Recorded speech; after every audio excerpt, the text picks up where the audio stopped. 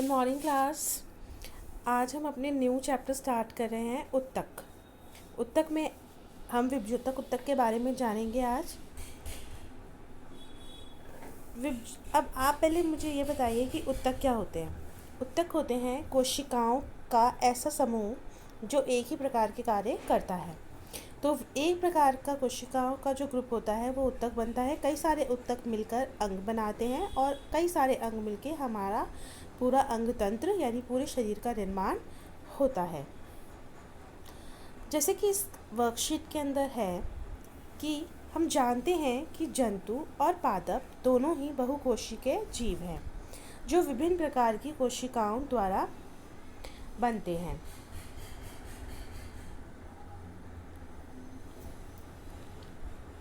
इन जीवों में सभी कोशिकाएं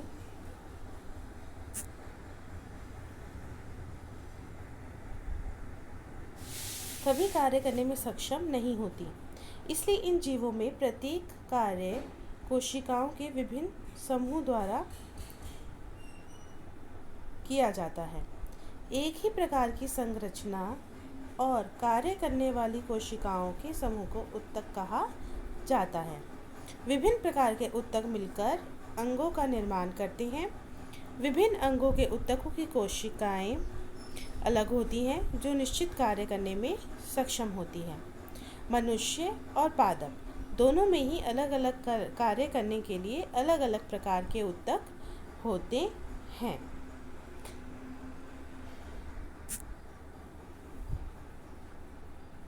अब देखिए यहाँ पे हम कर रहे हैं जंतु उत्तक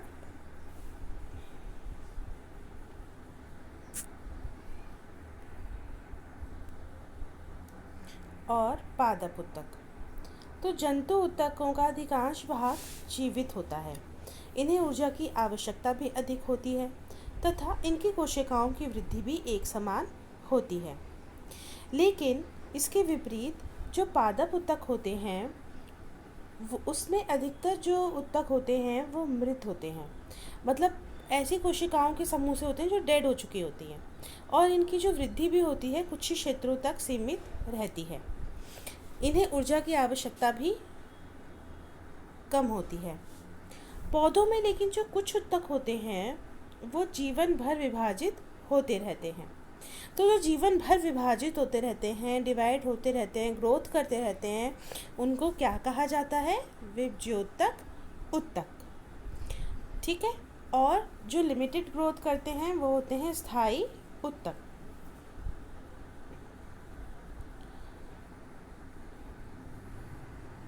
यहाँ देखिए अब आप लोग हम देखेंगे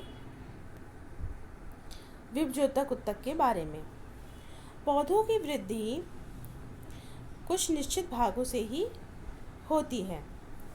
ऐसे विभाजित होने वाले उत्तकों के कारण होती है।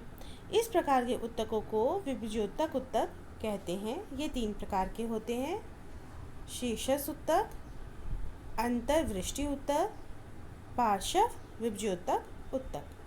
जो शीर्षस्थ उत्तक होता है वो पौधे की जड़ और तनों को वृद्धि करता है। यानी कि जो आपका पौधा है, अगर वो पौधा है तो यहाँ पे उसकी जड़ पे भी टिप पे भी मिलेगा और ऊपर तने की टिप पे भी मिलेगा, जिससे कि ये ऊपर की तरफ ग्रोथ करता जाए और ये नीचे की तरफ ग्रोथ करता जाए।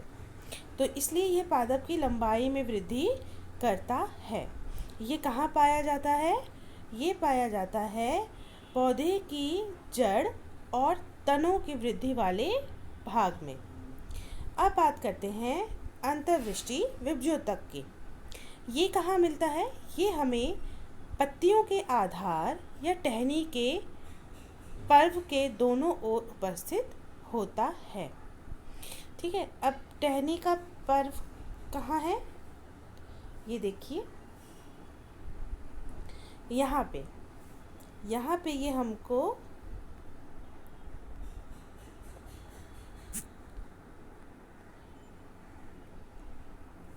मिलता है अंतर्वृष्टि विभज्योतक उत्तक। ठीक है। इधर ये हमको मिलेगा टहनी के नोड पर, ताकि ये हिस्सा ग्रोथ कर सके, ये आगे फिर एक नई टहनी का निर्माण हो सके, यहाँ पे होगा आगे एक निर्माण हो सके। इनको क्या कहा जाता है? अंतर्वृष्टि उत्तक। थर्ड आता है हमारा पार्श्व विभज्योतक उत्तक। ये हमारे तने को मोटाई देता है। तो ये इसके यहाँ पे यानी कि लेटरल सरफेस पे मिलता है। तने की परिधि अथवा मूल में वृद्धि पार्श्व विभज्योतक उत्तक के कारण ही होती है। आप लोगों ने देखा होगा कि शुरू में पौधे का जो तना निकल के आता है बहुत पतला होता है, लेकिन धीरे धीरे समय के साथ साथ वो मोटा होता चला जाता है। तो ये किसके कारण मोटाई आ रही है? उसकी परिधि में कौन वृद्धि ला रहा है? वो ला रहा है पार्श्व विभज्योतक उत्तक। तो हमने 3 तरीके के उत्तक पढ़े। तीनों कौन से टाइप के हैं? विभज्योतक उत्तक।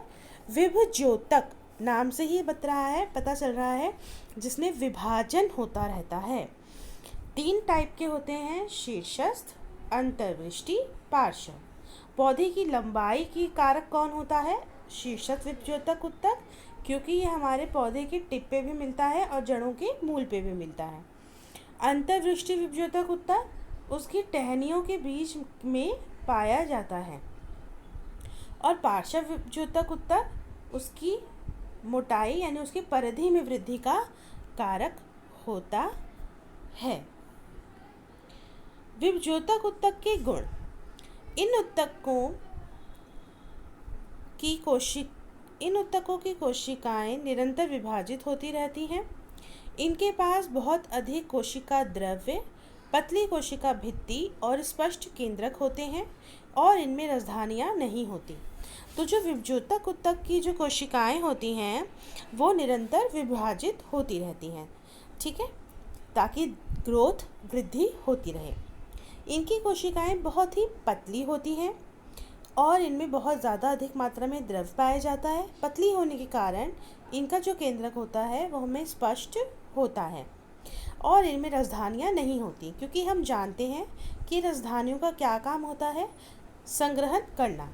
जो ऊर्जा या जो खाद्य पदार्थ या जो संग्रहित करने वाली चीज़ें होती हैं वो राजधानियाँ अपने अंदर इकट्ठी कर देती हैं, लेकिन ये कोशिकाएं में राजधानियाँ नहीं होती, क्योंकि इनका जो मेजर काम है वो विभाजन करना है। तो ये जल्दी विभाजित होती रहती हैं। इनको कोई भी चीज़ें स्टोर करने की ज़रूरत नहीं होती, इसलिए इनमें राजधानियाँ नहीं होती।